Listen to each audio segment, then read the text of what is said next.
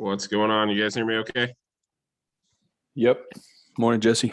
What's happening?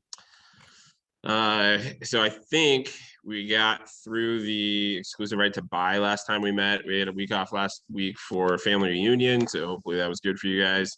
Does that sound right? We finished up exclusive right to buy? Yeah. Okay. So figure we'll go over to the exclusive right to sell. We may not dive as deep into the exclusive right to sell just because there are so many similarities between the two. But certainly if you guys have questions as we go over, a particular section, then you guys just stop me, let me know. Let me get screen share going here.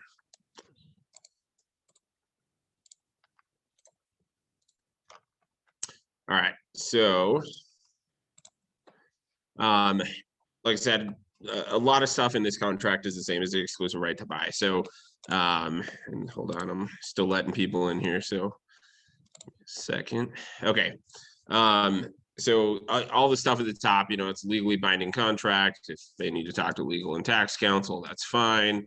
There's different brokerage relationships, all that stuff. You guys, nothing super exciting about that. The one thing that we do commonly see is that people forget to check a box. If you forget to check one of these boxes, then by default, you are a transaction broker. So you got to be a little bit careful. Make sure you're checking that seller agency box. So that if that's your desired relationship, that you can take on those additional duties of a seller's agent.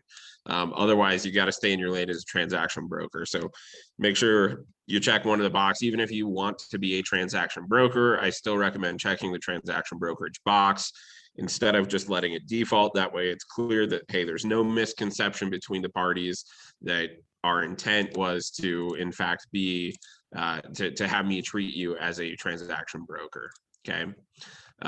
Date, again, this doesn't necessarily have to be the date that it's going to go into the listing service. This is the date that you are writing the contract, and presumably that your sellers are signing the contract. So that may be a different date than the actual start date, than the date that you put it in the MLS. So, but this is the date that you're writing the contract. Section 1 is, it seems straightforward, and it seems, like, why do we put this in there? But it is important for the parties to understand that this is an irrevocable contract, meaning it's not a contract that just one party can unilaterally decide to terminate. And I've had some sellers before, fortunately not many of my own, but in dealing with, some of the conflicts that come up with some of our brokers, I have sellers who say, well, this is my property. I'll damn well do whatever I want. I don't have to let you list my property and whatever. Right. And in most cases, it just makes sense to, hey, if they're that pissed off, we're just going to let them, we'll let them go along and do their thing. So, but really from a legal standpoint, you have rights under this contract, and they can't just say, hey, no, I'm not, my listing is going to be withdrawn and I'm firing you as my agent and I'm going to work with another broker. No, you have rights under this contract just like they do. So keep that in mind. Hopefully it doesn't come to that, but it certainly comes up from time to time. So that is the agreement, and that it certainly comes into play when we talk about commissions, and so we'll talk about that a little bit later. We're all part of a multiple person firm, so you'll be checking that box in section 2.1. Obviously, you guys know, define the seller, define the brokerage firm. Broker, this is you, not your managing broker or employing broker. Legal description, you guys know to insert the legal description there. I had an agent ask where you get that from. So you can do a couple different things. One is that you can certainly go to the assessor's website and pull the legal description from the assessor's website. That being said, that is an abbreviated legal description, and that's okay. It's not the best option, but it is okay. At least for right now. We may see a shift in how we do this. But really the best option is to get an ownership and encumbrance report, an O&E from title, and it typically will cost you like $5 to get one. And in that O&E, it will have a copy of the legal description, the full legal description, And it's best to use that because the full legal description is really the true legal description of the property. And this is how we transfer property. So best practice is get that O&E. Really we should have one for our files anyway. So good idea to get it. It could certainly help as you are talking to a seller, right? And you're trying to figure out a net sheet like, hey, how much money do you owe on your house? Are there any outstanding liens and all this other stuff, right?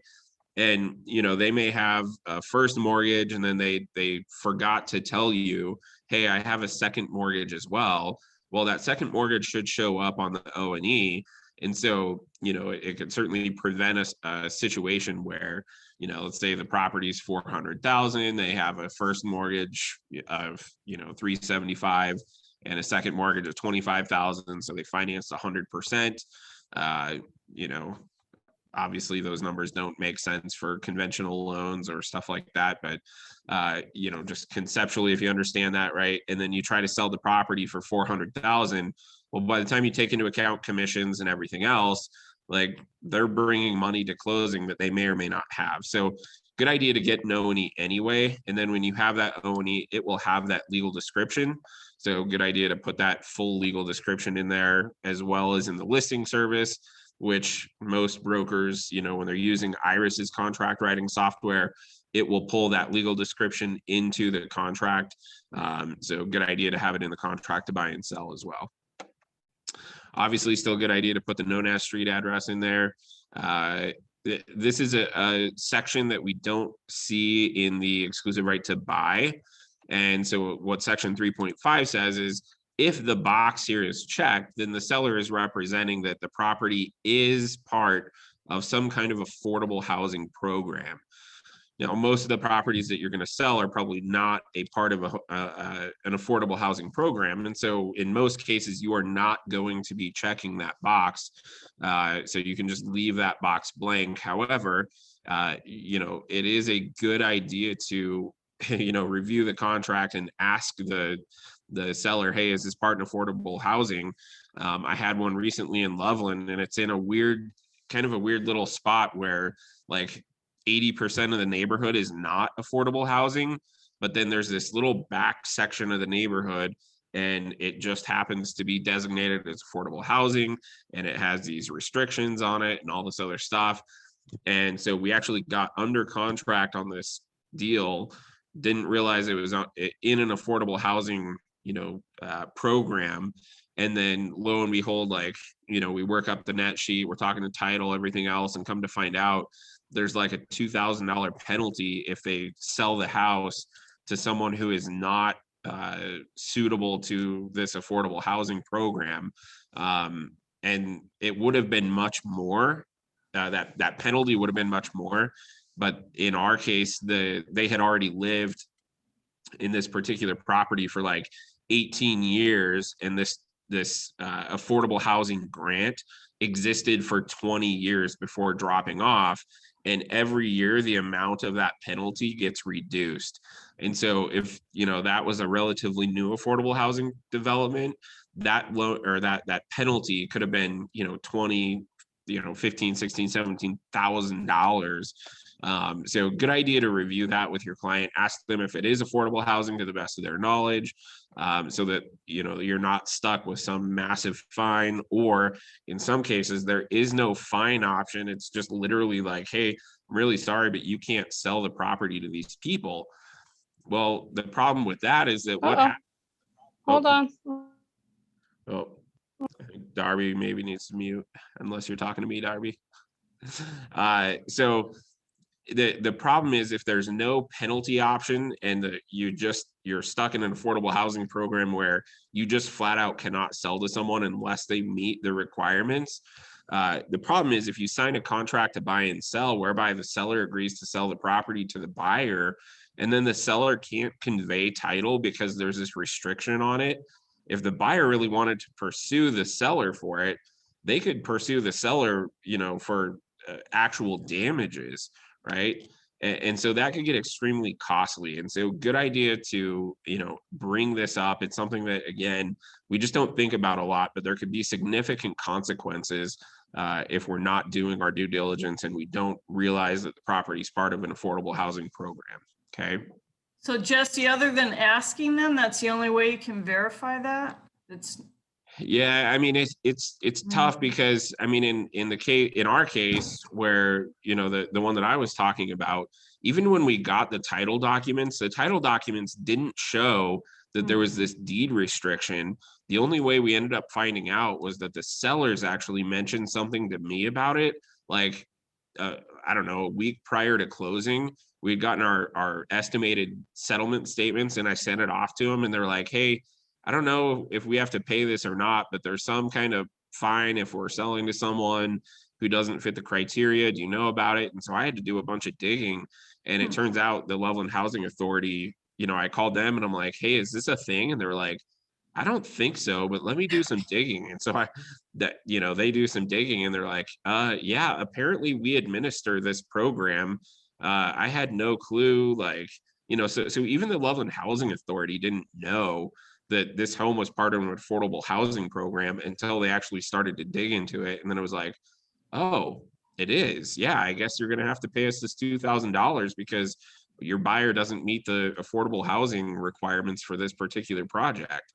And so it's like, what happens when, someone else in that neighborhood who has sold in the past year, if their title work didn't catch it and title didn't catch it, like that property just got sold to a buyer who,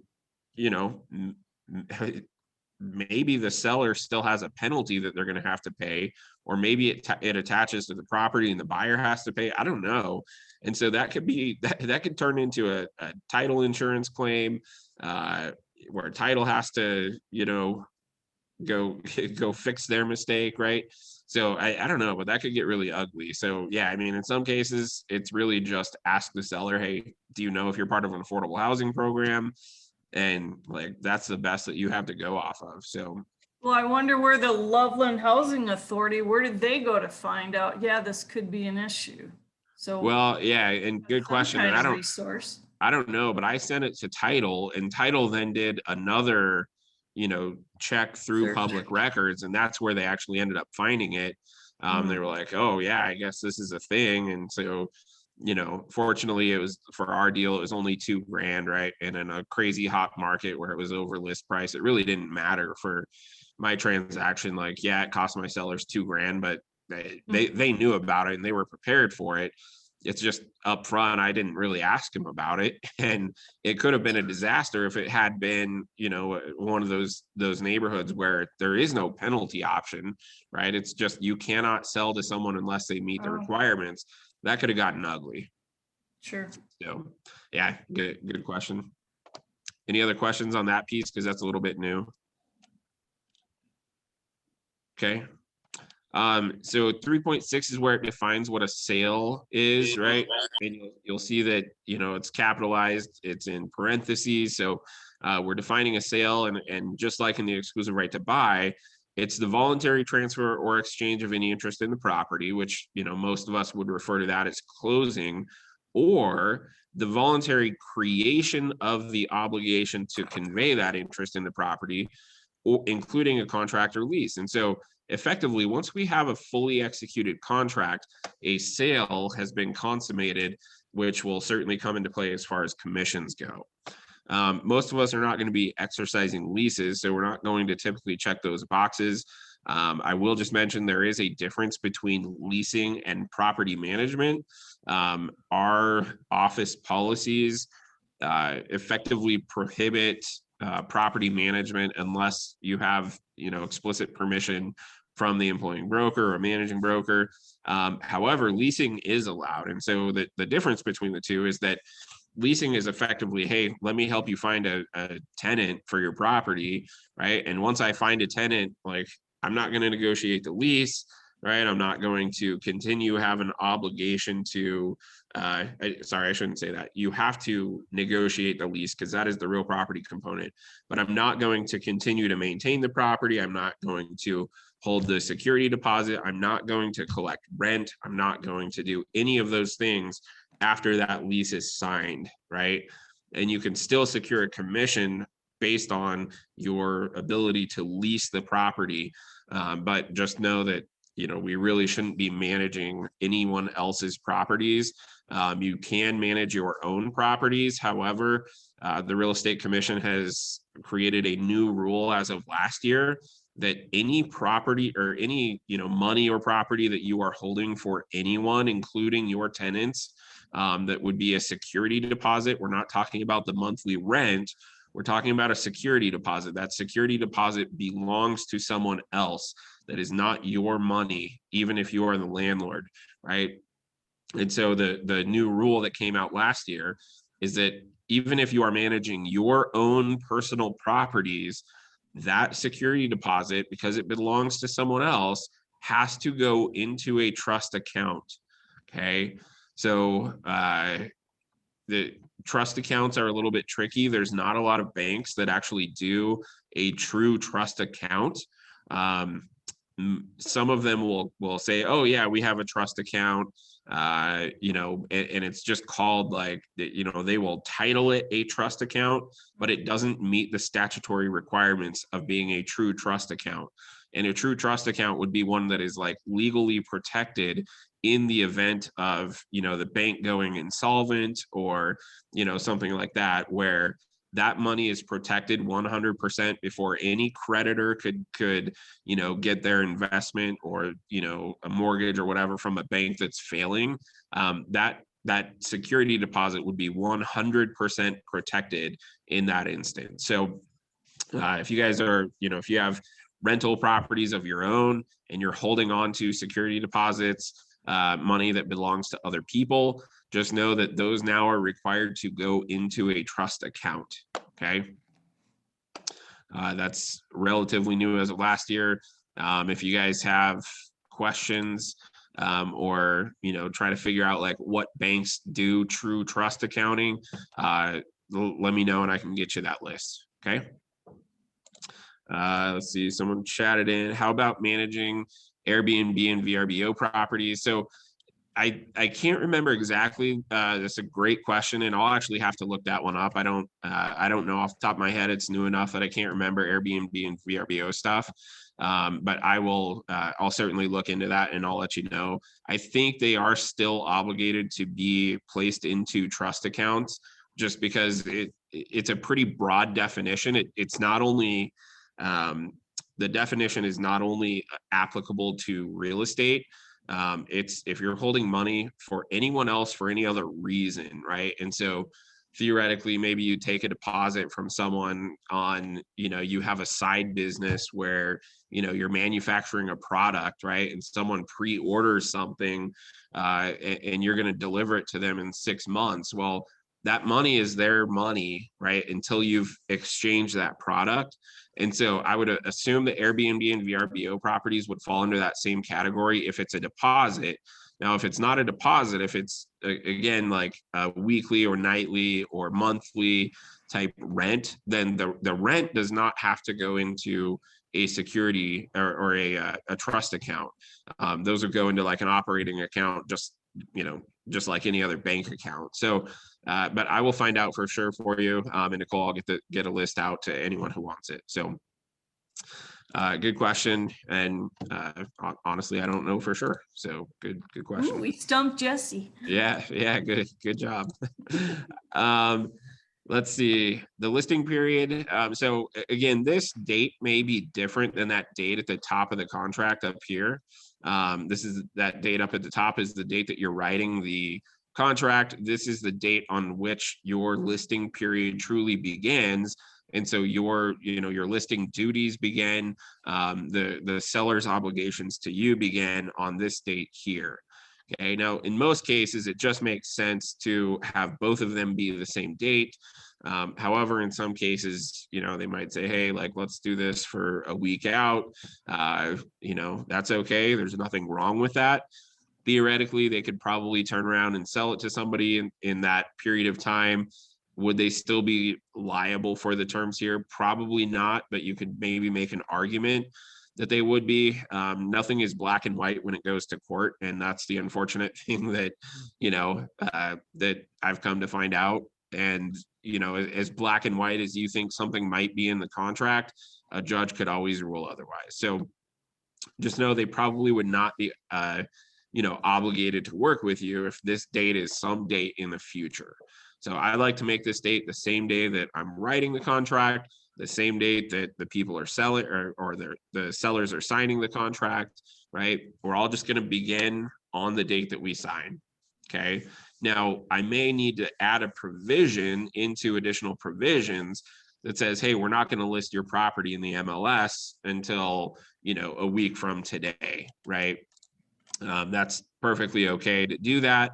Obviously, now NAR has the clear cooperation policy. If you guys are not familiar with the clear cooperation policy, effectively what it says is you cannot do any public advertising except one business day prior to putting it in the MLS. So, we can't start advertising on our personal Facebook page, or we can't start running ads through Command or ads through Facebook, a week in advance or 10 days in advance or however long in advance. Once you start doing any form of public advertising, you have one business day to get it into the MLS. Now, the one exception is you are allowed to promote it within your brokerage firm. And technically, even though all of us on this call, I don't know who all is on, but even though all of us are probably Keller Williams brokers, we are technically at different brokerages. And so if you were going to theoretically advertise on a shared, Keller Williams page, that would trigger the requirement to put it into the MLS within one business day. So be aware of that. I know particularly for the offices up north, we have the KW NOCO Empire page. I don't think anyone is going to complain if you were to advertise a listing on there prior to one day in advance, but just know that theoretically, technically will trigger that clear cooperation policy, and you could get ethics complaints if you are not listing the property within the MLS within one business day. Okay. So your listing contract will begin on that date, and it will continue through the earlier of the completion of the sale with a capital S, right? Now, in this case, we're talking about the completion of the sale, which would in most cases be closing. However, what if there's a post-closing occupancy in place? I mean, really the way that this contract reads is that your brokerage duties continue through the completion of the sale. And if a post-closing occupancy is negotiated as part of the sale, then your duties probably are still going to apply. So you have to see that through. You have to make sure that all of those, whatever security deposits get transferred back, that the possession of the property is transferred from the seller to the buyer, right? All these other things. So those duties remain in place even beyond the closing, right? It's the completion of the sale, or if applicable through the lease of the property, or whatever date you put here. And so this would be the expiration date on your listing. Now, in a crazy hot market like we have, right, especially in those lower price ranges, you could theoretically take a listing that was, I don't know, let's say 5 days, right? Today is going to start my listing period, and we're going to end it on March 1st, which is Monday next week, right? So 6 days. So you could do that. And then if you get the property under contract, right, then technically a sale has happened and a commission is earned at that point. It is not payable until closing, which we'll talk about, but a commission has been earned, and you have your right or your duties as a broker, which will obligate you to continue working with them through the completion of that sale. So, you can use that to your advantage, particularly if you know that you're working or you're competing against other brokers, right? And you say, hey, seller, listen, I understand that, you have some hesitation. Tell you what, I want to take a 7-day listing with you. And if I can get it done in 7 days, great. Okay. So then they might go, oh, well, that's good. The other people want to lock me into a 3-month agreement or a 6-month agreement or whatever, right? That might help them to drop their guard a little bit and say, okay, you're only asking for 7 days. Even if it doesn't work out, which in this market, hopefully it does, even if it doesn't work out, right, then I've only wasted 7 days of my time. Okay. So Jesse, if Yep. you signed a 7-day deal and you get a offer and you accept it, and the closing's 35 days later, Yep. you're still technically then under contract with that seller.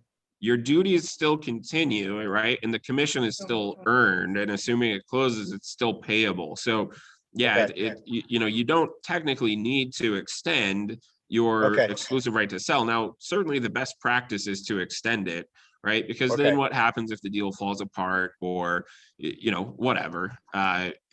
Still the best practice is to do it. That being said, Okay. you absolutely do not need to. Okay. Okay. So your duties continue through the completion of the sale or through whatever your expiration date is. Again, the one thing I'll tell you is you really shouldn't do it for longer than 365 days. Damien disagrees with me on that, and I promise you that I'm right, and I'll prove it to you if you really care to see it. Or any written extensions. So if you were to do, a listing contract amend extend, extending that listing date out, then your duties would continue through that period as well. Okay. And then just a note, broker must continue to assist in the completion of the sale or lease of the property for which that compensation is payable. Okay. So any questions on the listing period? Let me see. Somebody chatted in. Give me a second here. I think it was Kevin. Another broker from another office asked me to share a pocket listing to my KW office. Same rules apply. Yes is the answer. And so, same thing in reverse, right? Is if you have a pocket listing and you're going on to, again, sorry for the Castle Rock folks, but up north, there's a local Northern Colorado real estate agents only page, which is pretty popular with our agents up here. If you're going on that page and saying, hey, I've got a listing coming up across from, Horsetooth Lake in Loveland and, 5 bedrooms, 4 baths, $800,000. Like, even though you didn't disclose the address, you've now done some marketing, you're pitching a pocket listing. And so now you're obligated within 1 day to put it in the MLS. Now, is that going to happen in every single case? No. There's certainly brokers out there who don't know or understand this clear cooperation policy. And at the end of the day, they're opening themselves up to an ethics complaint, fines, classes, all these different penalties that the board could take. That is a board rule. That is not a real estate commission rule. So the real estate commission will never punish you for doing coming soon advertising in the same way that the board will. The real estate commission's concern is, are you doing your duties to your seller, right? And so the real estate commission says, listen, I don't care if you're doing coming soon marketing for a month in advance, right? Have you properly advised your seller? Does the seller understand the benefits and the risks and everything else of doing coming soon marketing? Are you intentionally doing this for your own best interest? In other words, are you just trying to double in the deal? Because if that's your goal, is to double in the deal, you're doing that, you're taking advantage of your client effectively. You're lining your pockets at your client's expense. Okay.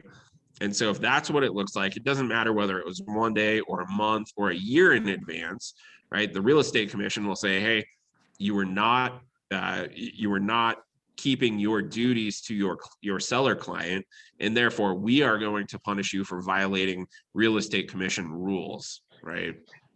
So know that there's kind of 2 different levels of jurisdiction there. The NAR policy is certainly more restrictive, and so really at the end of the day, it's effectively impossible to do any coming soon marketing more than 1 business day in advance of going into the MLS. unless you're just doing it within your brokerage firm. Okay. So any other questions on that piece? Okay. Applicability of terms, same as exclusive right to buy. MEC is mutual execution of the contract. Typically, you're not going to use MEC in this contract. You might use MEC in the contract to buy and sell, but you're typically not going to use MEC here. In most cases, you're not going to use deleted, right? You may or may not use NA. Real quick, I'll tell you guys, I don't like the option that fills in the contract with NA anywhere that you've left it blank. Technically what that means is that if you put that into, a particular section, it means that that section is not applicable. And in some cases, you might want pieces of that section to be applicable. It's just, you don't want whatever that one sentence is in there to apply. So I don't like putting NA into the blanks. I would rather just leave them blank. Okay. Deleted obviously means not applicable again. So all the same as the exclusive right to buy. As far as computation of periods and days and deadlines, really, for the most part, the only deadlines in this contract is the expiration date, unless you're writing in some other date into additional provisions or elsewhere in the contract. So, the day is going to end at 11:59 p.m. Do you want that day to extend to the next business day if it happens to fall on a Saturday, Sunday, or federal or state holiday? And in most cases, in the exclusive right to sell, I just check the will box, right? Because if my expiration date falls on, Veterans Day on a Monday, why not just extend it to, the next day, which is Tuesday, right? I don't always do that in the contract to buy and sell, but at least for this particular contract, I almost always check the box that says will, but do whatever you want. You're not wrong if you check will not, whatever works best for you. Okay. As far as the brokerage relationship, so we talked about the check boxes at the top. If that seller agency box is checked, then you are going to act as a seller's limited agent. If the transaction broker box is checked, then you're going to be a transaction broker. That makes sense. What happens if it's an in-company transaction with different brokers? Okay. And the one thing I'll say before we get too deep into this is that if you are on a team, then you are assumed by the real estate commission to have the same relationship with the client that anyone else on your team has. So let's see, I'm just trying to look here. So anyone on a team, so Deanna Robertson and Rick, right? They're on a team. So if Deanna goes and signs a listing agreement, then Rick is assumed to also have the same relationship. So let's say that Deanna signs as a seller's agent, right? Then they end up picking up a buyer. Well, Rick cannot then be a buyer's agent for the buyer while Deanna is a seller's agent for the seller, because Rick is already assumed to be a seller's agent by nature of Deanna's relationship, right? So be careful about that if you're on a team. If your team lead, right, sends you a lead and says, hey, here's a potential buyer lead, go work it. That's okay. There's nothing wrong with that, but you either have to treat that buyer as a customer, or the listing, your team lead or listing broker, whatever, has to flip into transaction brokerage so you can flip into transaction brokerage as well. And presumably your team lead or listing broker is not going to treat the seller as a customer after they already have that relationship, right? So keep that in mind when we talk about individuals. We're also talking about teams here, okay? So if there's an in-company transaction with different brokers or individuals who are not on the same team, okay? So if the seller and the buyer in a transaction are working with different brokers in the same brokerage firm, then those brokers can continue to conduct themselves with whatever brokerage relationship they have established with their clients, and that's perfectly acceptable, okay? In other states, that is not always the case. Every state does it a little bit differently, but in some states, everyone in the brokerage firm is assumed to have that same relationship with the client. In Colorado, we have what's called designated brokerage. So you become the designated broker. You are the one with that relationship. It does not apply to anyone else in the brokerage firm unless they are on the same team. Okay. However, what happens if there's an in-company transaction where you are the only broker, or if it's a deal where, you know, it's all within the same team? Well, if the seller and the buyer are both working with the same broker or the same team, right, then you must function as a seller's agent if the seller's agent box is checked at the top of page 1. But by default, we now have section 4.3.1.1, and it used to be that 4.3.1.2 was the default, and we had to check this box, which no longer exists because this became our default. So now what the default says is if that box is checked at the top of page 1, I will be a seller's agent for you. However, if I happen to pick up a buyer as well, then I have the right to flip into transaction brokerage, right? So by default, you have the seller's permission to flip into transaction brokerage.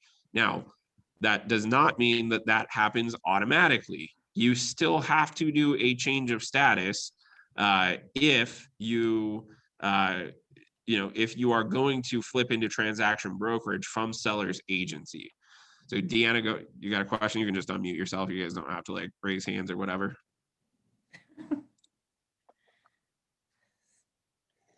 Where's Deanna? Oh, you're muted. Sorry. Hey.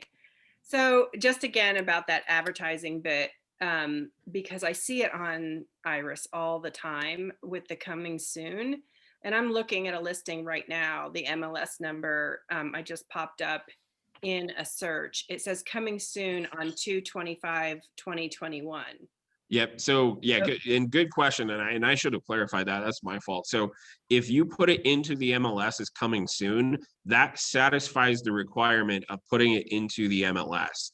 So, you can advertise. Today's Tuesday, right? So I can start advertising on my Facebook page today, as long as by tomorrow, I put it in the MLS. If nothing else, is a coming soon listing, right? Now, the MLS, at least at Iris and I think RE Colorado, are on the same page now. They say we can't do coming soon for more than 7 days, right?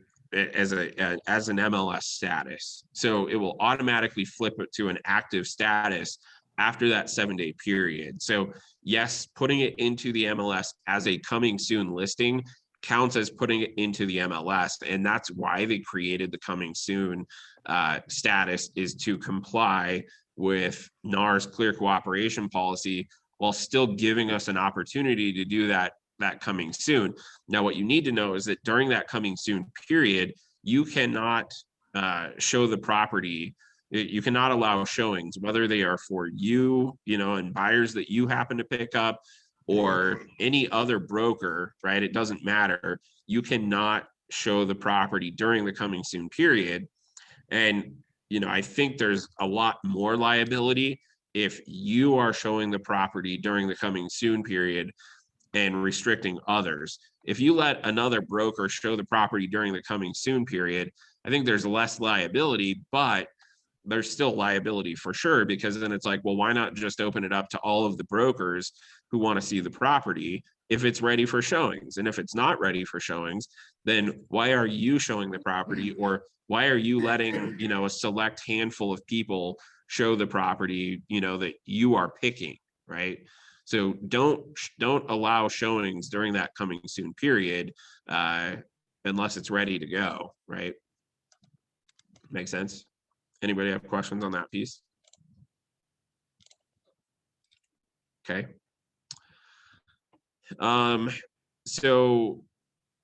Okay, back to 4.3.1. So, again, if you are the only agent, or if your team is the only, team involved with the deal, by default, you can flip into transaction brokerage. However, you do still need to do a change of status, and it tells you that right here, that you need to do that change of status, right? So just because you have their permission to do so does not mean that you've automatically done it. You need to do that change of status, because that is the parties, buyer and seller, saying, yes, I understand that for this transaction and this transaction only, that you are flipping from a seller's agent for me, into a transaction brokerage relationship because you also have a relationship with the buyer. Okay. Now, if this box is checked, then 4.3.1.1 does not apply, and you can only treat the seller as the seller's agent, meaning if you pick up an unrepresented buyer, your only option is to treat them as a customer, or if they say, hey, no, I have to have a brokerage relationship, then refer them out. Or, feasibly, you could terminate your agreement with your seller and say, hey, I'm going to treat you as a customer and treat the buyer as a buyer's agent. But that doesn't typically go over very well. So if this box is checked, typically what you're going to do is you're going to treat the seller as a seller's agent only, and buyer's going to have to be either unrepresented, you're going to treat them as a customer, or you're going to refer them out to somebody else. Okay. If the seller But agency box, isn't it best just to leave it empty, blank?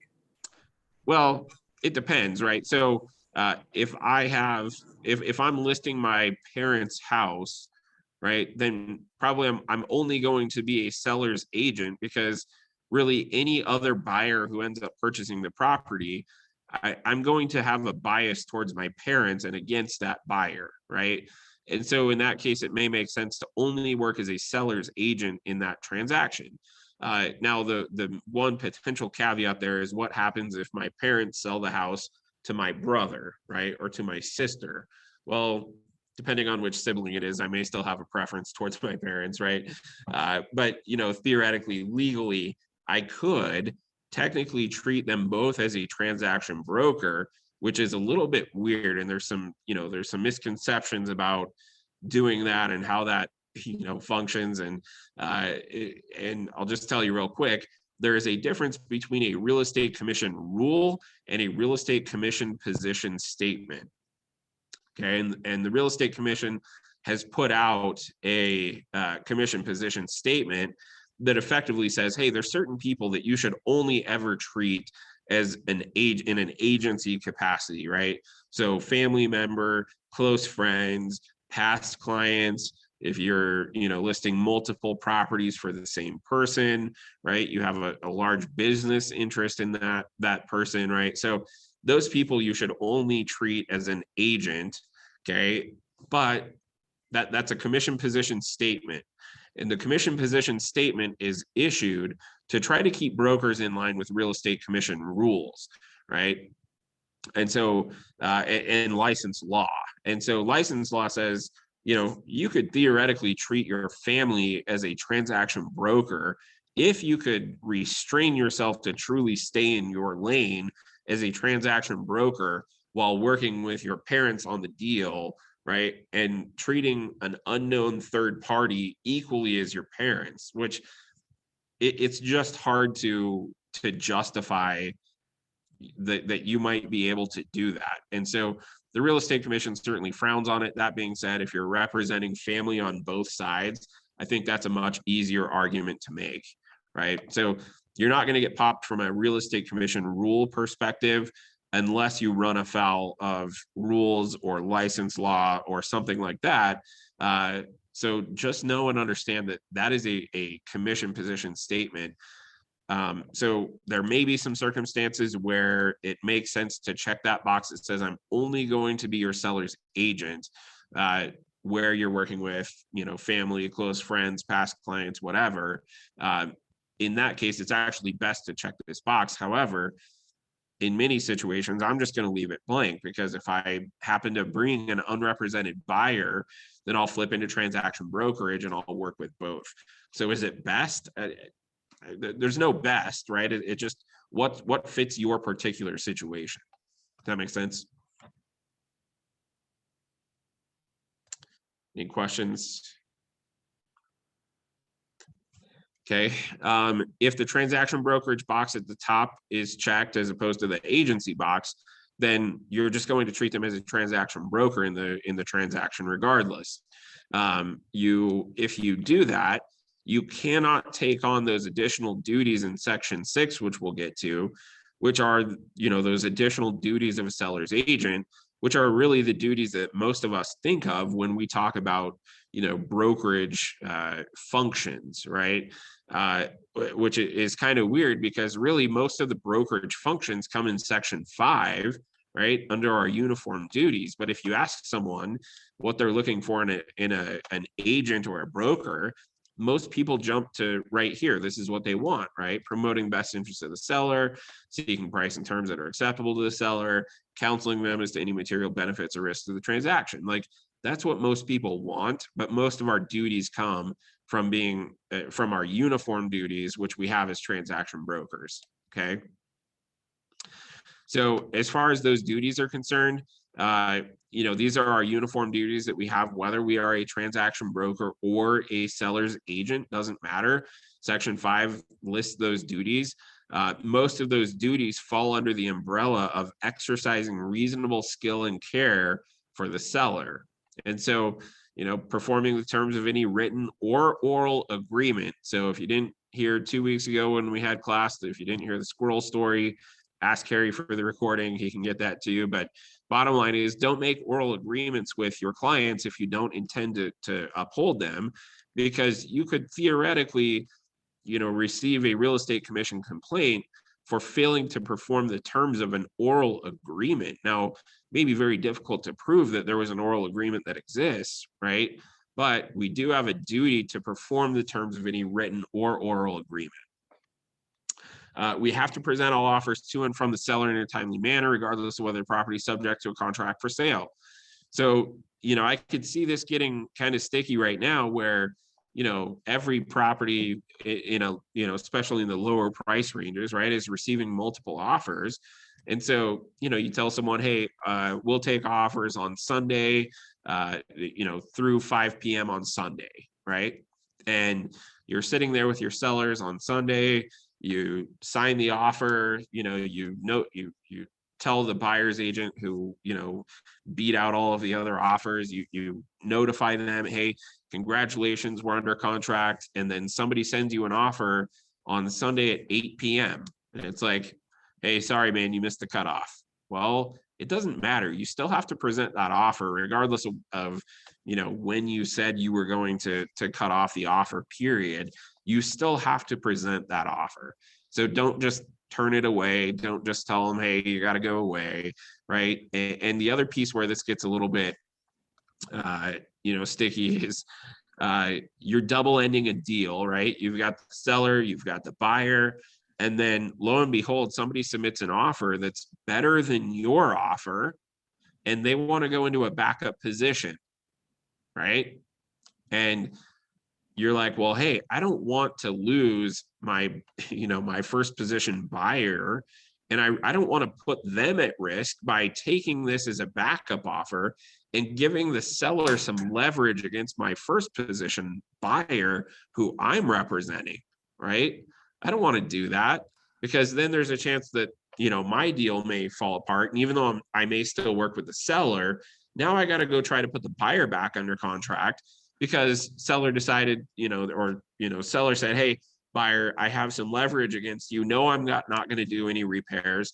No, I'm not going to drop to the appraised value when your appraisal comes in low. And the buyer can't perform the terms of the contract. And now you got to go back out into the arena and compete with 50 other buyers again to get your buyer under contract, right? Well, you're putting your own best interest in ahead of your sellers in that case, right? And so you can't do that. You still have to present that offer regardless of the circumstances. It doesn't matter whether you passed a deadline. It doesn't matter whether you're already under contract, right? You have to present all offers to and from the seller in a timely manner.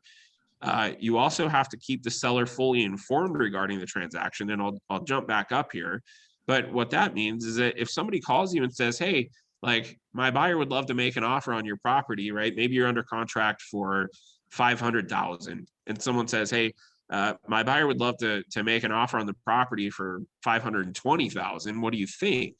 Well, I think you should put it on paper and send it to me. But even if they don't, right, I still have to tell my seller, hey, I got a phone call from this person who said they might want to put an offer in at 520, right?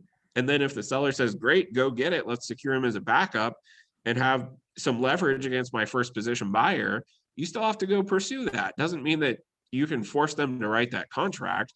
but you need to keep the seller fully informed instead of saying, hey, just put it on paper and then I'll present it, otherwise go away, right? So keep your seller fully informed. You have to disclose to the seller any adverse material facts actually known by the broker. So in most cases, you're not going to know a lot of adverse material facts that, about, let's say, the buyer's financial situation. If they've given you a pre-qual letter or pre-approval letter, right, we can't necessarily dig into that too deep. There's confidential, stuff. The bank is never going to tell you what the buyer's credit score is, not going to tell you how much money they have in their account, right? If they're approved, they're approved. If they're not, they're not. Okay. So you can certainly call, you can ask the lender, hey, have you verified their assets? Have you verified their income? Have you verified their employment? Have you pulled their credit, right? Those are all okay and not a bad idea to do. But in most cases, you're just not going to know a lot of adverse material facts, that you're going to have to disclose to the seller. But if you are aware of any, then those need to be disclosed. Okay.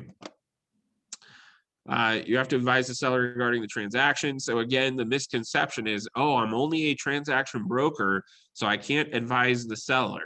Well, no, you have a specific duty to advise the seller. What you can't do is you can't step into that advocacy role, right? And take on those duties in Section 6, but you have to advise them regarding the transaction. How do our dates and deadlines play into each other? What are the pros and cons of, this particular provision in the contract, right? You have to advise them to obtain expert, advice or legal advice or tax advice if it's beyond your expertise, right? Which don't be giving tax advice, period. I don't care if you're a CPA or an accountant on the side or whatever, just don't do it. There's probably a conflict of interest there. So advise them to, seek professional help for things that are outside of the scope of real estate brokerage. Okay. We have to account in a timely manner for all money and property received. And again, this is why that new rule came about with respect to trust accounts and security deposits, even for, your own personal properties that you manage. Because one of our duties is that we have to account in a timely manner for any money and property received. And the real estate commission has said, even though you may not have, an exclusive right to lease with yourself, right? You still have these duties because you are acting in a brokerage capacity by managing a property. So it's super weird. I think it's a total stretch. I think it's bogus. But at the end of the day, if you are managing properties for yourself, you still have to account for any money and property received, and you have to do that properly. If it's someone else's money, a security deposit or whatever, it's got to go in a trust account. Okay. We talked about keeping the seller fully informed regarding the transaction. So 5.1 is all of the things that you must do that fall under that umbrella of reasonable skill and care. And then what 5.2 talks about is things that we must not do. So obviously you can't disclose that the seller is willing to accept less than the asking price for the property. In this market, no big deal. That doesn't typically come about. However, in a more of a buyer's market, right? Buyer's agent sends you the offer and they say, hey, Melissa, here's an offer for $475 on your listing of $500,000. We feel like the comps support it. What do you think? Do you think it's something we can work together on? Right? Like, in most cases, the listing broker is not just going to say, yeah, they already told me they'd take $475. Well, like, that would be an obvious violation, right? But there's some gray area there that is best just not to step into, right? Hey, thanks for your offer of $475. I'm pretty sure the seller will probably, work with you, maybe not at $475, but let me ask them. We've had some discussions and, they're pretty motivated to sell the property, right? Now, all of a sudden I'm disclosing that, hey, even if I'm not giving them a price, I'm telling them, hey, I've had some discussions with the seller, and really in violation of 5.2.1 and 5.2.2, right? That, hey, the seller's probably willing to take less because they're motivated to sell the property. Right? I don't have to tell them what the specific motivating factors are, but telling them that they're motivated to sell, like, that's probably a gray area, right? Because what's going to happen? They're going to say, well, what is the seller's motivation to sell? Why are they motivated? Well, what are you supposed to say? right? Well, they're just motivated. Like, okay, well, then I'm going to send you a low offer and we're going to see how motivated they really are, right? Certainly you will see in the MLS sometimes brokers will put in there, hey, motivated seller, bring us an offer, whatever.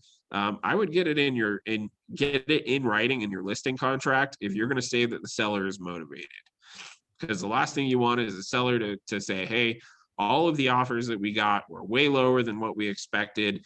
You put in there that I was a motivated seller because you wanted to get contracts on the property to secure a commission for yourself. I'm not that motivated and I don't want to take those kind of offers.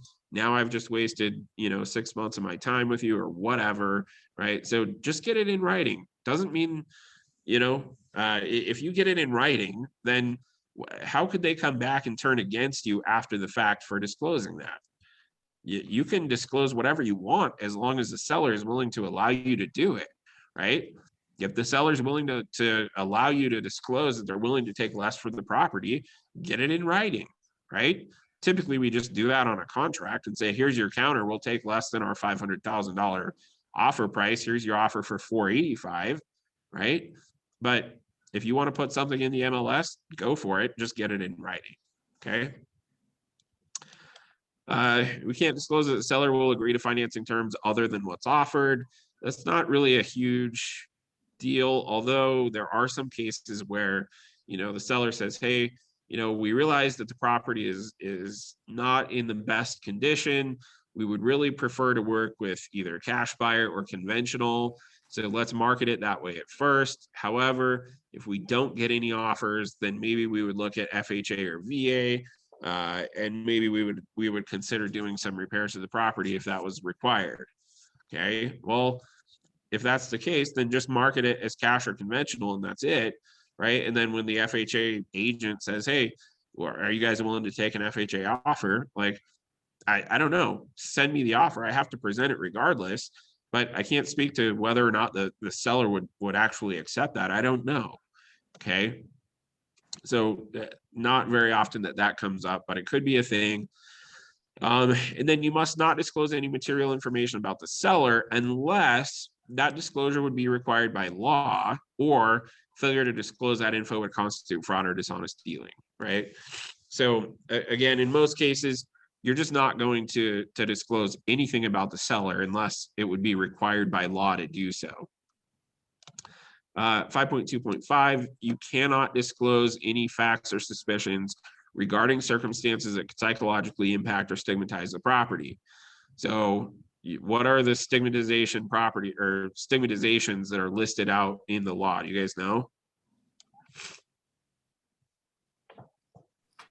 Suicide or death on the property? Yeah, so, murder, suicide, homicide, any of that stuff. What else?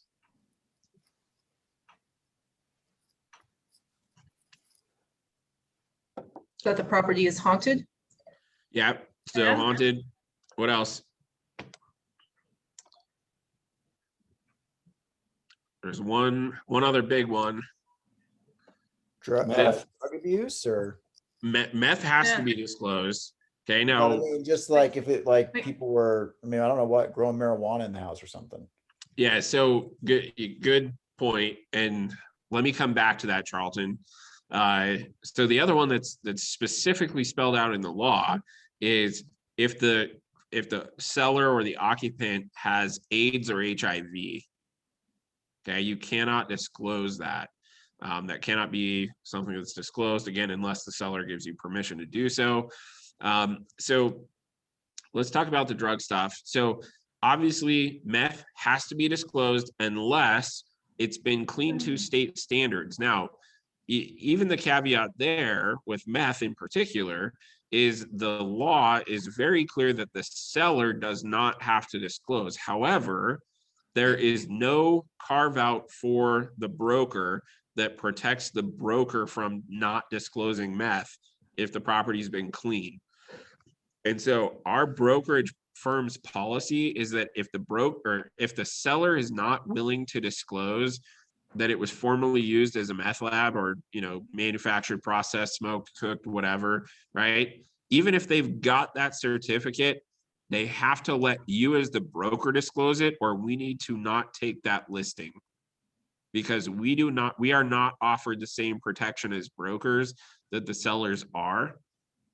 And I think there is some case law currently playing out, and this is probably going to take years to be resolved, but there's some case law that's currently being played out as to whether or not brokers should be protected under that same statute that the sellers are. As of right now, it's not clear that we have the same protection because the verbiage in the law specifically designates that sellers are not required to disclose if it's been cleaned to state standards. Okay. So that's meth. Now let's talk about other drug use. So marijuana, right? Marijuana is still illegal under federal law, whether it's, whether it is legal under state law or not, it is still illegal under federal law. However, there's a lot of things that are illegal that go on inside houses. So do we have to disclose that? Well, not necessarily, right? What we may have to disclose is, typically in houses that have a marijuana grow, if it's a sizable grow, and if they're doing it the way that most people do it, then there's moisture issues, right? And so it could cause mold or, other types of fungus to grow in the property or whatever. And in many cases, it's, the people doing it have messed with the HVAC system, right? They've rerouted ductwork. They've changed the electrical system without, permits and all these other things, right? And so there may be something that is an adverse material fact that pops up by nature of being a grow house, right? The grow house in and of itself doesn't necessarily have to be disclosed. However, if there's something in conjunction with that, right? We knew that the property had mold. We know that the electrical system was messed with and it wasn't permitted. We know that the HVAC was, the ducts were rerouted and it's not done properly or whatever, right? Those may be adverse material facts that you would then have an obligation to disclose. However, growing pot, smoking pot, right? Doing coke or whatever your drug of choice is in the house, ecstasy, or I don't know. I don't pretend to be a drug expert, but whatever your drug of choice is, doing it in the house does not necessarily have to be disclosed. However, meth does, because meth creates an environmental hazard. Okay. So questions on that piece? I have a question, Jesse. Okay. Now I've heard from another local instructor here that there's kind of a distinction when it comes to psychologically stigmatized properties between whether or not you're a listing agent or a buyer's agent.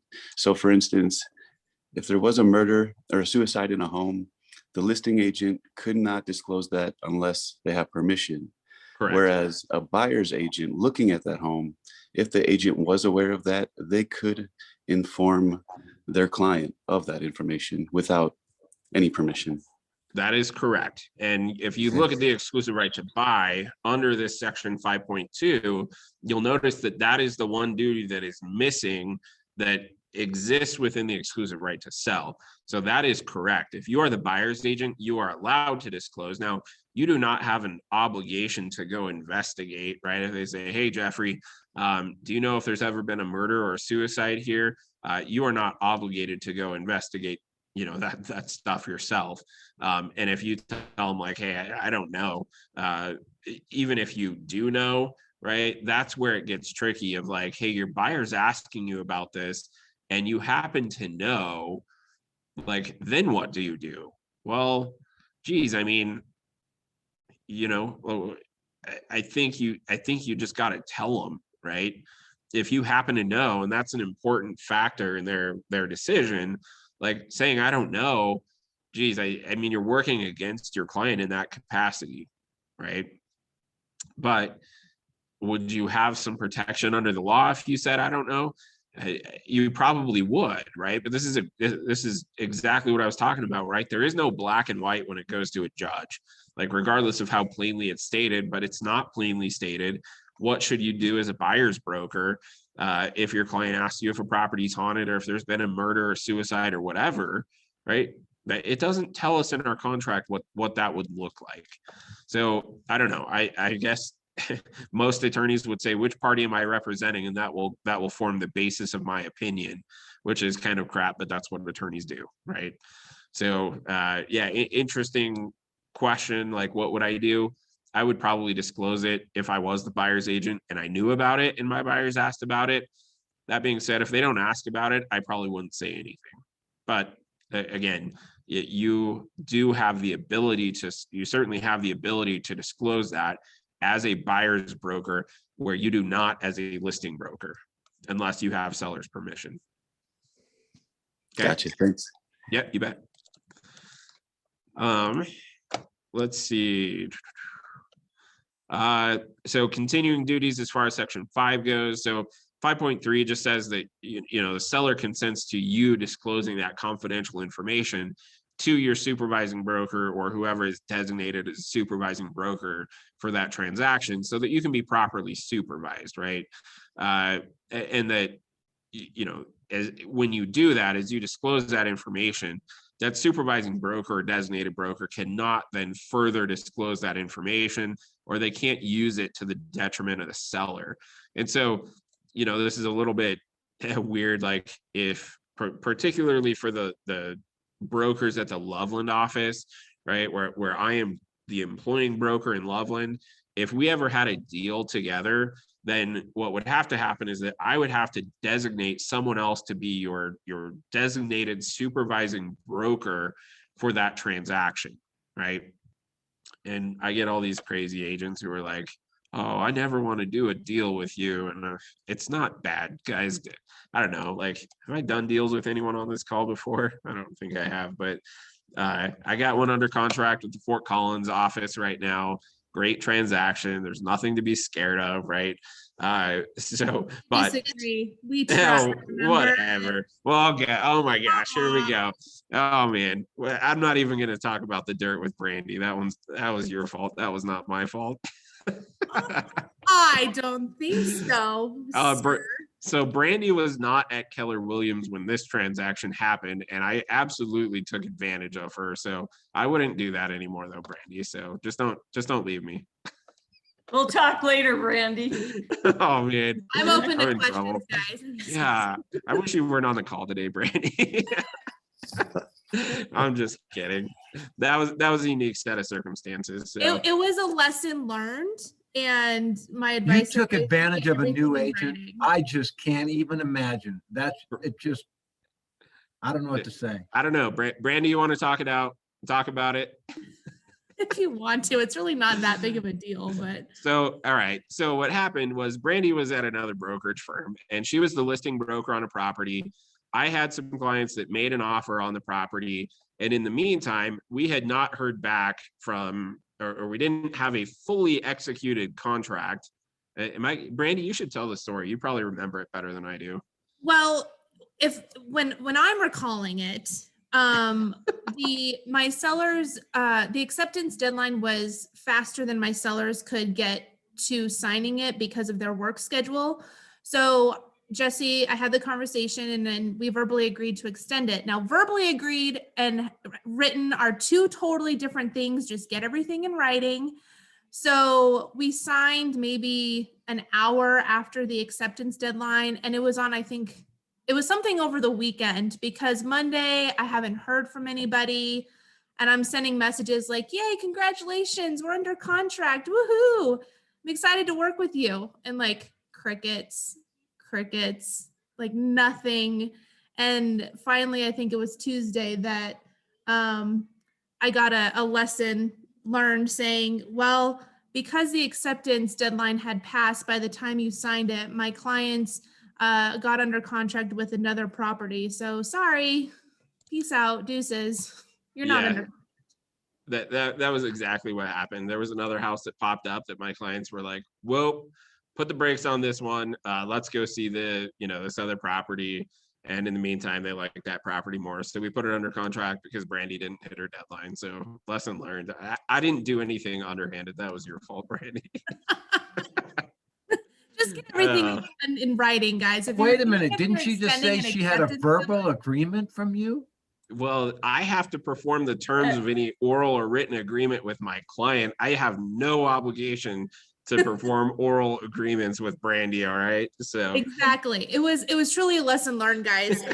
Jesse has since then been removed from the top of my naughty realtor list or who I don't want to do work with. So yeah, so I've done deals with plenty of agents, guys, that are super smooth. But that being said, right, it is important to know and understand how your contract works, right? And if you understand it at a high level, then you can use your contract as a weapon, right? And I do not try to take advantage of brokers in our office. Brandy was not at Keller Williams at the time, right? And then I kind of forgot about that whole thing. And then when I became her employing broker, I think she like started having hot flashes and like second guessing whether she wanted to continue in real estate or not. So I really apologize, but it's all worked out really well in the end. So anyway, okay. Thanks for bringing up that dirt, Brandy. We can move on now. Okay. Brokerage firm may have agreements with other sellers to market and sell their property, right? And of course, this came up because someone got pissed that, hey, like I marketed a property and then through my marketing efforts, right, somebody else sees, hey, like I see you're listing properties in the neighborhood. Can you come list my property as well? And then lo and behold, the sign goes in the neighbor's yard too. And now you've got two properties for sale right next to each other. And seller number one says, hey, you can't have my best interest at heart when you're trying to market my neighbor's property and they're competing against me, right? And so now we've got this provision that says, hey, I can market other sellers' properties too, whether it's right next door or down the street or in a different city or town, doesn't matter, right? It's not violating any of my duties to you, okay? Obviously, you can't show a preference towards one or the other, but if buyers want to see one or both, then show them one or both. And let them make that decision, okay? Brokers may show alternative properties that are not owned by the seller to other prospective buyers, right? Same thing. If I come across buyers, I don't have to, prioritize your listing above others, anything like that. Let the buyers make that decision, okay? I am not, or you are not obligated to seek additional offers to purchase the property while it is subject to a contract for sale. However,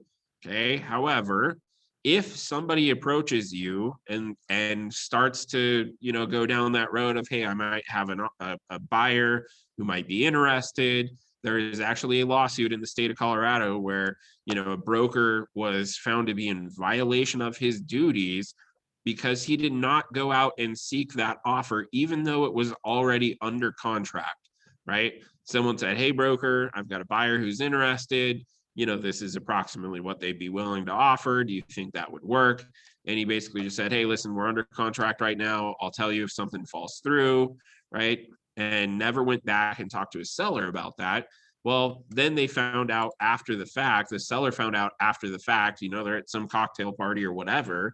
And of course, the second prospective buyer is like, hey, I really wish you would have sold me that property. I tried to, talk my agent into sending over an offer for 1.2 million, right? And they were under contract for 1 million or whatever the numbers were, right? I'm just making up numbers, but that was kind of the situation of what happened.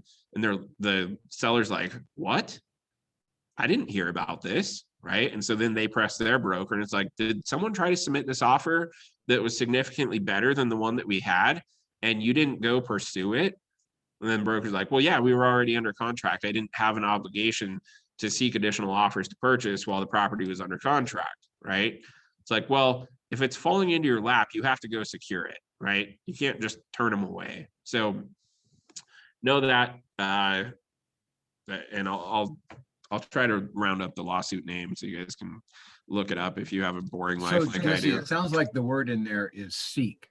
But Yep. if it falls in your lap, you're sort of obligated, but you don't Yep. have to go out and seek them. Is that what you're saying? Correct. Okay. Okay. 5.6. So you have no duty to conduct an independent inspection of the property for the benefit of a buyer or really anyone else. And you have no duty to independently verify the accuracy or completeness of any statements that the seller makes or inspectors or anyone else, right? And so the question has come up like, well, hey, I have this listing and, you know, we got it under contract. The buyers did their inspection.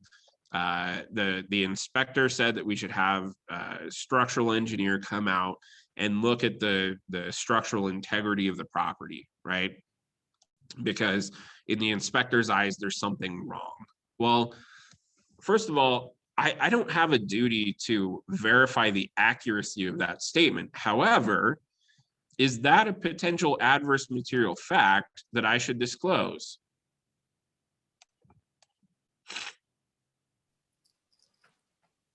Yes, right? I don't care whether a structural engineer has actually come out and looked at the property and given you some written opinion from a structural engineer.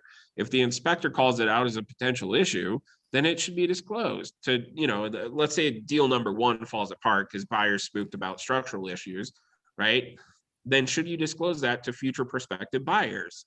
And the answer is yes, absolutely you should. Seller says, well, you know, what if I hire my own structural engineer to come out and give me an opinion that says it's structurally sound? Well, that's fine. Go out and get an opinion from an engineer that says it's structurally sound. However, you still have a duty to disclose potential adverse material facts. I don't know whether the engineer's, you know, opinion is correct either. So I'll just disclose both and say, hey, we had an inspection. Inspector said we should probably have a structural engineer look at it. We did, in fact, hire a structural engineer. They came out and looked at it and they said it's fine, right? So I'm still disclosing both because then the buyer can make their decision and say, hey, that's fine. We are relying on the structural engineer's opinion. We're purchasing the property, no harm, no foul. Then after closing, if there's structural issues, they can't come back to you and say, hey, Jim, you didn't tell me that there were possible structural issues. Well, if you've disclosed it, then how are they going to come after you, right? And even if I have a structural engineer's, you know, report that says, hey, this is fine, I see no issues here, right? You know what's going to happen when you just give that to them and you don't give them that inspection report? It's going to have structural issues after closing. Like that's just how it goes. I've been there, I've done it, and it happens every freaking time, right? So it's best to just give them both and let the buyer make that decision. So Jim says, I had an inspector say that there could be mold in the crawl space and it killed the deal. Seller had mold inspection and said it was clean. Does all this need to be disclosed to future buyer? Yeah, same thing, right? If an inspector, because again, an inspector is just a general, you know, they have general knowledge, but they don't have specific knowledge as far as structural integrity goes. Most of them don't specifically test for mold, right? They hire that out in many cases. They don't, you know, specialize in particular, you know, pieces. And so if the inspector says, hey, it looks like there's mold, and then you have a clean mold inspection, right? Just give them both, because then you said, hey, inspector said there were possible issues. So we actually went to a mold expert, had it tested, and mold expert said it's fine, right? So I know the seller doesn't typically like to do that. They just want to show the clean one, or they want to show nothing at all, because if they show nothing at all, like if you show a clean mold test, then they're like, well, why did you guys get a mold test? Was there mold? Right? And then the buyers are like, well, maybe we need to look closer at it. Maybe, you know, we're not interested or whatever. But I can tell you the best practice is you just give them both. You say, hey, inspector thought there might be some mold. Turns out it wasn't mold. We had a mold test done, and the expert said it didn't, you know, there were no mold issues. Simple as that. Okay. Other questions on that piece? Okay. Seller understands that they're not liable for your acts or omissions that haven't been approved, directed, or ratified by them. Bottom line, just don't take any acts that haven't been approved or directed or ratified by the seller. Okay. 5.8 is important, especially in today's market. When asked, will you or will you not disclose to prospective buyers and cooperating brokers the existence of other offers on the property and whether those offers were obtained by a broker within the brokerage firm or another broker? So in this market where most listings are getting multiple offers, right? in most cases, it just makes sense to disclose that you have multiple offers on the table, because what's that going to do to the price? It's going to drive it up, right? So why would you not want to disclose the presence of multiple offers? And the other piece that, again, is a big misconception in our industry is that people think that, you know, that you cannot disclose the price or the terms of another offer to another agent. You absolutely can. You can tell them the price. You can tell them the, you know, the top of the escalation clause on your offer. You can tell them the closing date. You can tell them whatever the heck you want to tell them. You could give them the offer, right? Now, probably best to redact the, you know, buyer's name and the broker's name and whatever, but you can give them the offer and drive up that price. There is nothing wrong with doing that. Okay. So and real Jesse, quick, oh, go ahead. this last weekend, we had a situation where my buyers were considering putting an offer on a property, but when I talked to the listing agent, and this stuff was not listed or stated in the listing, she said, yeah, we're just going to take all the offers that come in until Sunday. She said, and then the seller and I will sit down and look at them all. She said, but if we still don't find one we like, we're going to put it off till the next Sunday. Yeah, and the seller can do that. Now, what I will say is, but my buyers were hot. yeah, which that's not anyone else's problem other than the buyers. So I get that, and that kind of sucks. However, from a seller's perspective, what you need to know, right, is if I talk to my seller and I say, hey, let's list your house on a Thursday, and you know, we'll take offers through Sunday evening, right? Well, as offers are coming in, I should still be presenting them prior to Sunday, right? Now, that doesn't mean that I have to sit down and review it with them, but if nothing else, I need to have something in writing saying, hey, I'm presenting you these offers as I get them. Because if there's one that looks juicy enough that maybe has an expiration that's prior to Sunday evening, right? They say, hey, you listed it on Thursday. I'm writing the offer Thursday night. You have until Friday at noon. And it turns out that would have been your best offer. And now they found something else on Saturday before you even presented it to your clients, right? Who are your clients going to be pissed at? They're going to be pissed at you. But if they want to sit on it and wait until Sunday, then they can wait until Sunday. And if they want to sit on it and wait until April, they can sit and wait till April, right? There's no obligation for the seller to jump on anything within any length of time. The other thing is, if you say, hey, we'll take offers through Sunday at 5, you have no obligation to wait until Sunday at 5. You can jump on something before that, and you don't need to disclose that to anybody. You don't need to, you know, reserve the right in the MLS to do that. The seller has that right regardless. Okay. That was just difficult for my buyers to accept that they have that right to do that, especially with the market the way it is and in their price range. Things were just selling left and right. It was. Yep. Totally get it. And it's a brutal market out there for buyers. So, yep. Let's see. Jeffrey chatted and he said, does a low appraisal from a deal that falls through become an adverse material fact for future contracts? So probably not, because an appraisal is someone's opinion of value, right? Now, there is potentially a caveat there with FHA, right? Because an FHA appraisal sticks with the property for, I believe it's now 120 days. And so, you know, if you've got a low appraisal that was an FHA appraisal, and then lo and behold, the buyer comes along and they're an FHA buyer, well, then they need to know that there's an appraisal in place on the property that will stick with the property for 120 days. However, if you've got a VA buyer or a conventional buyer or a cash buyer, then who cares? They're going to have to get their own appraisal anyway, right? And in many cases, you may not actually get a copy of that appraisal.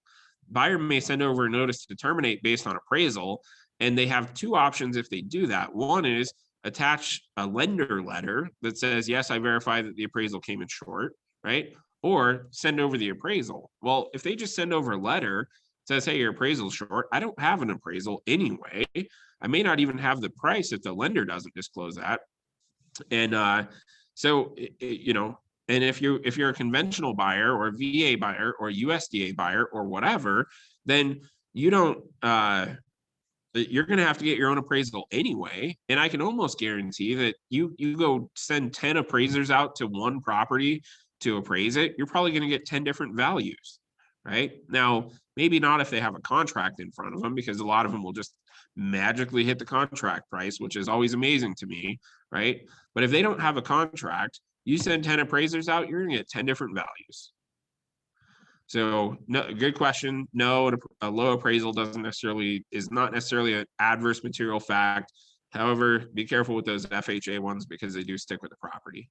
Okay. If it's for another FHA buyer. Okay. Let's see. So in 5.8, most of the time I check yes, the will box. I will disclose that we have multiple offers. And as long as that box is checked, I can not only disclose that we have multiple offers, but I can disclose the price, I can disclose the terms. I will tell you that most brokers do not subscribe to that theory, and most of them will not do that. But 100%, I have spoken with many attorneys in regards to this, and it is unanimous that they all say absolutely in the state of Colorado, you can disclose that if you've got that box checked. So, okay. Okay, so any questions at all as far as our duties, our uniform duties, whether we're a transaction broker or a seller's agent? Okay, so section 6 is only if that seller agency box is checked at the top of page 1, then these additional duties would apply. And these are the things that we talk about: promoting the interest of the seller with the utmost good faith, loyalty, and fidelity, seeking price and terms that are acceptable to the seller, and then counseling them as to any material benefits or risks of a transaction that are actually known by the broker. So, these are all pretty much self-explanatory, I think, but anybody have any questions about any of those or how it relates to section 5? Okay. Let's talk about section 7. This is probably one of the most important pieces in this contract, right? And that's how are you going to get paid? So seller agrees that any brokerage firm compensation that's conditioned upon the sale of property will be earned by the brokerage firm as set forth herein without any discount or allowance for any efforts that are made by the seller or anyone else. Okay. What that means is, even if the seller goes and finds their own buyer, right? And they say, hey, I want a discount on my commission because I'm the one that found the buyer, not you. Well, guess what? Our contract says otherwise. You may agree to, reduce your commission if that happens, but you don't have to. And our contract says that you are entitled to whatever your total commission is, regardless of whether the seller or any other person finds that buyer. Okay.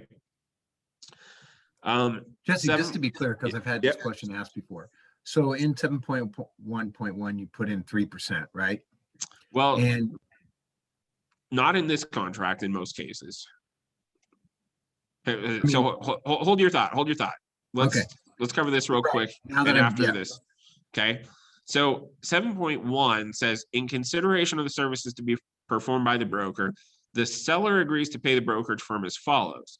So 7.1.1 is where you will put the full commission. Now, is it possible that the full commission for both sides is 3%? Sure. Is it likely? No. In most cases, you're probably going to list it for, again, there's no standard commission, right? But 6%, 5.8, 5.5, whatever, right? That's where you're going to put that piece. Right. So was there a question as far as that's concerned? No, that's where I was. We're good. Okay, yeah. So this is going to be your the full commission for both the listing side and the selling side, right? The seller side and the buyer side. Okay.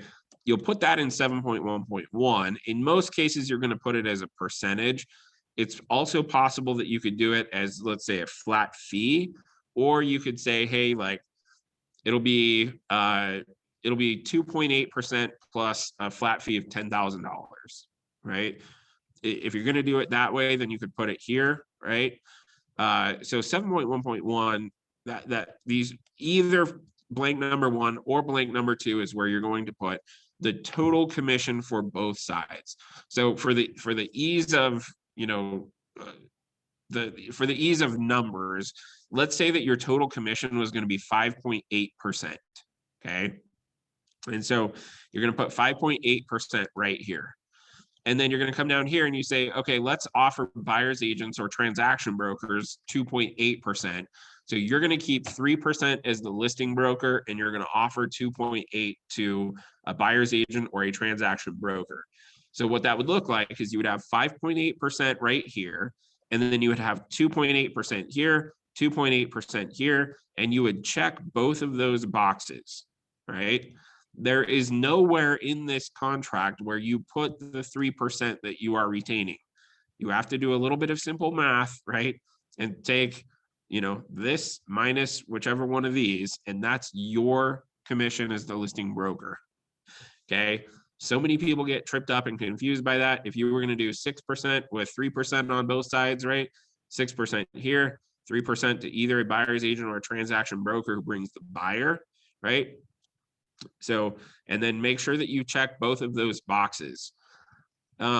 We have seen some issues with respect to antitrust laws in regards to section 7.1.1.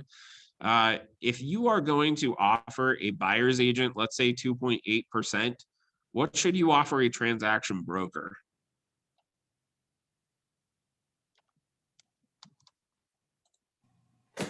2.8%. 2.8%, right? There are people out there who say, I'm going to offer a buyer's agent 3%, and I'm going to offer a transaction broker 2% or 2.5%. Okay. Why are agents doing that? Why do you think agents are doing that? Saying, hey, I'll pay a buyer's agent more than I'll pay a transaction broker.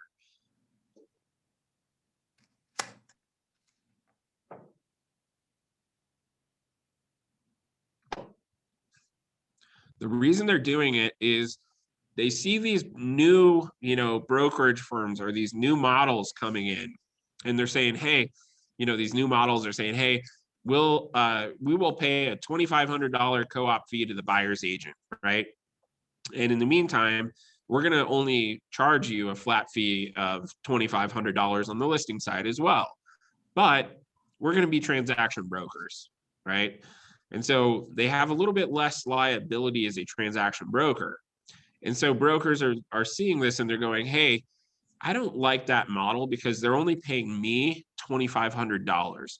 So what I'm going to do is I'm going to decrease the amount of compensation that I'm going to offer to a transaction broker as opposed to what I would offer a buyer's agent in order to try to penalize that brokerage firm for doing it that way. And that's antitrust. And that is a federal offense. Okay. You cannot make an argument that I would ever buy that it would be more beneficial to pay a buyer's agent a higher co-op commission than a transaction broker. You might be able to make the reverse argument to me, right? If I have a neutral third party, a transaction broker, if I have a neutral third party as a transaction broker on the buyer's side, right? Then I might be able to get my sellers a little bit better deal if I'm a seller's agent, okay? So I might be able to make that reverse argument. However, I never would. I am just going to, in every case, if I'm offering 3% to buyer's agent, it's going to be 3% to a transaction broker. If I'm offering 2.8 to a buyer's agent, it's going to be 2.8 to a transaction broker. If I'm offering 2.5, it's going to be 2.5 for both. Okay. So don't get in the business of like offering more on one than the other. I think you're just setting yourself up for failure, right? You're setting yourself up for a potential federal lawsuit, which is not something you want on your record. It's just not worth it. Whatever you offer to one, offer to the other. Now, that does not mean that it has to equal whatever you are taking as the listing broker. So if you're doing a 6% deal and you want to take 3.5 and offer the buyer's agent 2.5, I have no problem with that. And the reverse is also true. If you want to take 2.5 and offer 3.5, zero issues with that. But if you're going to offer 3.5 to a buyer's agent, then offer 3.5 to a transaction broker. Okay. Any questions on that piece? Actually, real quick, since we are kind of talking about antitrust, this has absolutely nothing to do with this contract, but it does have to do with antitrust. So obviously you guys know that Zillow is looking at purchasing showing time. That transaction has not taken place yet. At this point, it's just basically a letter of intent to do so. Be careful now that Zillow is a brokerage. We should not be, taking part in discussions outside of our brokerage firm. Okay to do within our brokerage firm, but we should not be taking part in conversations outside of our brokerage firm about, hey, we should all boycott this service because we want to, sting Zillow and, hurt them and whatever, right? That is antitrust. Okay. And they're, how many of you guys are members of Lab Coat Agents on Facebook? If you're not part of Lab Coat Agents, there's a lot of discussion. It's a national, real estate agent page. And every day there are multiple posts about Zillow, right? And what do you think every single one of them is about? It's about trashing Zillow, stop spending money with Zillow, all of these other things, right? And bottom line is, do not comment on those posts. Do not take part in those discussions. If you want to have that discussion within your brokerage firm, then have that discussion within your brokerage firm. But taking part in those discussions in a public forum or with any other broker outside of your brokerage firm, that's a problem. And that is antitrust. Okay. Anybody have questions about that? Zillow has the technology to track these things. And so if you've made comments on those posts recently, I would probably go delete them and refrain. I know it's hard sometimes to refrain from those type of, conversations. We all have strong feelings one way or the other towards various different brokerages. But at the end of the day, we need to not be partaking in antitrust stuff. Okay.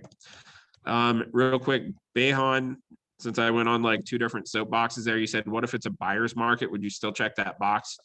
Which box are you referring to? Is Behan still on? Yes, it's 5.8. Oh, 5.8. So if it's a buyer's market, I still would, right? If I get multiple offers because I've priced it right and there's interest in the property, then yeah, I'm still going to probably disclose it because I still want to take advantage of the buyers, right? And try to work that price up, regardless of whether it's a buyer's market or a seller's market. It's just more so today, this becomes a thing because we are in a hot market where we are getting multiple offers. In a buyer's market, you may not be in this position, right, that this becomes important. But if if the opportunity presents itself, then yeah, I still want to be able to disclose that and still work, those buyers' offers up against each other. So good question. But yes, I would still check that box. It says I will. You don't have to, but that's up to you. Okay. Thank you. Yep. Lease commission, again, we're not typically going to be leasing stuff, so I'm not going to go in depth there. Other compensation, guys, be careful about other compensation. Bottom line is, I would work it in as a percentage or a flat fee or some combination of the two. People are starting to charge like a transaction coordinator fee and whatever else. And there's probably going to be some guidelines that come out on some of that stuff. There already have been some, but just be careful, guys. I would work it into the gross percentage. If you wanted to, if your normal going rate was 5.5%, right? Rather than do 5.5% plus the transaction brokerage fee, my preference would be to change it to 5.6%, right? Or whatever, 5.7, whatever makes it so that you're just incorporating it all into a percentage. As of right now, you can theoretically charge those and get away with it, but I'm not a fan of it. And I think there's stuff coming down the pipes that will potentially change what that looks like in the future. Okay. All right. So when is your commission earned? So we talked about the sale of a property, so that's going to be important here, but the commission is earned upon the occurrence of any of these things happening. So 7.2.1, 7.2.2, or 7.2.3. So the first piece when your commission is earned is if there is a sale of the property within the listing period by the seller, broker, or any other person. And again, the sale happens at the creation of an obligation to convey an interest in the property, or in other words, when there is a fully executed contract. So when there's a fully executed contract, your commission is earned. It may not be payable yet, but it is earned. So keep that in mind, okay? It is also earned when you, the broker, find a buyer who is ready, willing, and able to complete the sale or lease as specified in this listing contract. So if you find a buyer who substantially meets the terms of this listing contract, right, and is ready, willing, and able to complete the purchase, but the seller refuses to sell to them, right? They say, hey, I appreciate that you got me this offer, but because the buyer's of a different political party and I stalked them on Facebook and I know that, I'm refusing to sell to them. Well, guess what? You've earned your commission as a broker, okay? Or any sale, again, that means any fully executed contract of the property within however many calendar days you put here after the listing period expires, but there's some provisions in this clause that have to take place in order for this to apply. So one, it has to be obviously during that period of time, and it has to be to someone with whom you have negotiated. Now, that doesn't mean you have to have negotiated on the Colorado Real Estate Commission's version of the contract, right? Maybe it was via email, maybe it was via text, maybe it was via phone, although how do you ever prove that, right? So there has to be some discussion about pricing and terms and all these other things, right? And as you're getting those things in writing, you're building a case for, hey, I negotiated with this person. Whether they submitted an offer or not, we did some negotiation.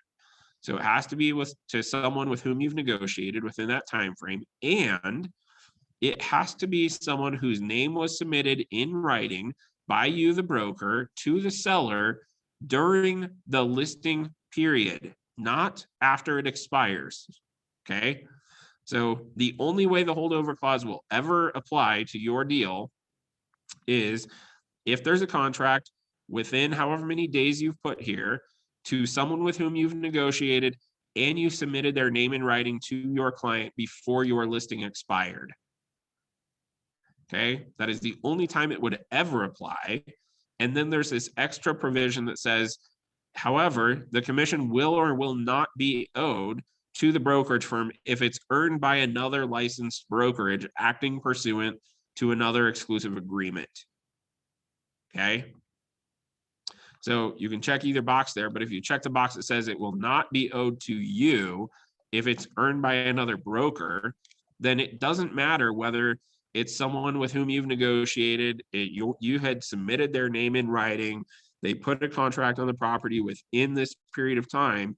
If that box is checked that says it will not, and they are working with another broker pursuant to an exclusive right to buy, you are not owed a commission under the holdover clause. Does anybody have questions about that?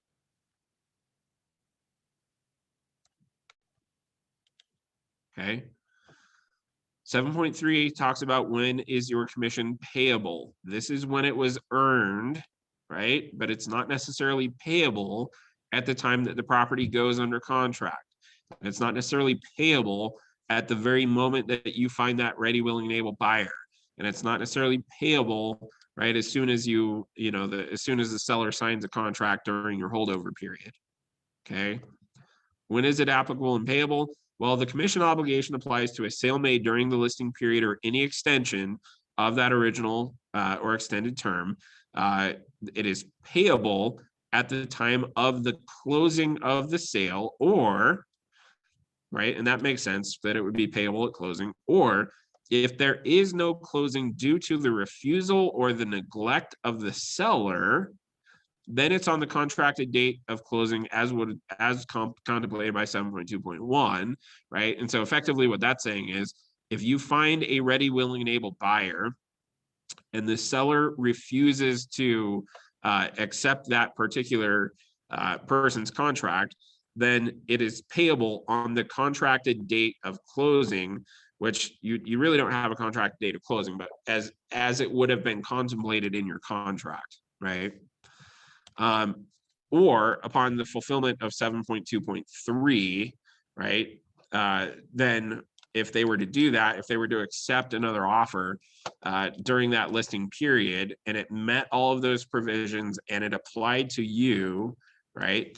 Then at that point, yes, that commission would be applicable and it would be payable. Okay. So in most cases, we really don't have to mess with this. In most cases, it's just we're going to get paid at closing. However, there are, some times where closing may not take place because the seller refused, the seller, was neglectful, and that caused your transaction not to close, right? That's a little bit of a weird one, but that is also a possibility. And if that was the case, then your commission would be payable upon the contemplated closing date. Okay. Let's see, did somebody chat something in?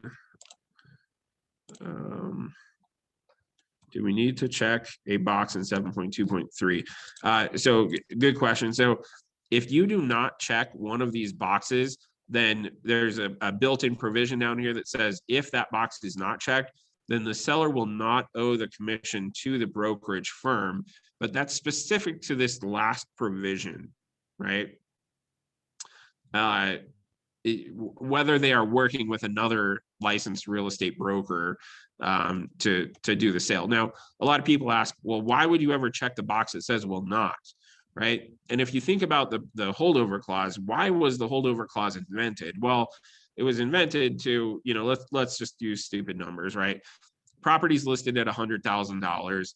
Seller has to pay, let's say, a 6% commission, right? And let's just say they own the property outright. So their net is going to be $94,000, okay? And buyer comes along and buyer says, hey, we're willing to offer you $85,000 plus obviously you'll have to pay 6% commission on that $85,000, right? And the seller goes, hey, you know what, that's a little further than I want to stretch. However, I know that my listing contract with my broker ends tomorrow. And so what I'll do is I'll wait and then I'll save 3%. And then that might get us a little bit closer to where I would be willing to accept, right? That's why the holdover clause was, invented or initiated, whatever you want to call it, is to prevent a seller from refusing to do a deal solely because of the commission dollars, right? Well, if they're working with another broker pursuant to an exclusive agreement, then they're not just trying to cut a broker's commission out of the deal, period, right? They're still willing to work with a broker. They're just not willing to work with you, okay? So, there are some brokers out there who we regularly see, and they check this box will not, because they kind of understand, hey, that this is what the holdover clause was designed to prevent against. And I could be selfish if I wanted to. I don't know. That's probably not a good word. I'm not calling you selfish if you check the box that says will. Okay. But they say if it's earned by another broker, then I'm not going to fight it. It is what it is. I couldn't do my job during the listing period. So I will step out of that and I will not pursue my seller for a commission. Does that make sense? Okay, I'm going to cut it off there. I talked too much to go any further and actually get through a full section. So any questions from today related to this contract or not, doesn't matter. Thanks, Jess. Okay, you guys know how to get a hold of me if you have any questions. You know how to reach me. So have a good week and we'll see you next week. Yeah, you bet. We'll see you guys. Bye.